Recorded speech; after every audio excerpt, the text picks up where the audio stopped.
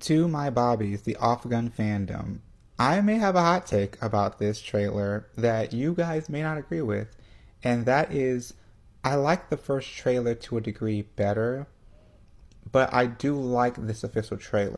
And the fact that the trailers are basically the exact same length and I watched both of them back to back, I have confirmation that I do feel that there is definitely a slight tonal shift that's happened for the show just a little bit when it came to the trailer. But I'm going to tell you the things that I like, I'm interested in, and the things that I noticed. The two shots that caught my biggest attention at first for Gunn in the entire show is the shots of him screaming and the shots of him looking at something. Put a pin in this bottom picture.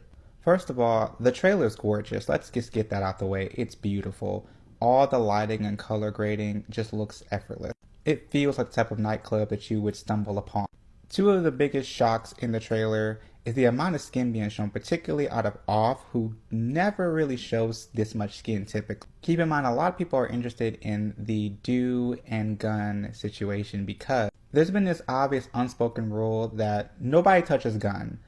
Thor got close with Midnight Museum, but that doesn't necessarily count because it was a bromance, in quotation marks. But here, Gunn and Dew actually have some time to be a little bit intimate in the trailer, but not to the extent that I can believe that will happen with Off. And we all know that Off does see Dew as a big baby. But speaking of Off, what's so interesting to me, he spends most of the trailer practically 90% naked. He literally begins and ends this entire 2-minute 30-second trailer nude. Almost. I saw the test screenings of the costume for everyone, and we'll just see how it goes. I'm not getting the entire vibe yet out of everybody's character except Thor, which I'm intrigued by. And they did just show, more about this at iQIYI's Joy 2026. But the last thing and the main thing I'm the most annoyed about is the makeup. Now, granted, they were teasers versus the official trailer. We both know how this goes with the trailers not always being the same because they're a year apart practically.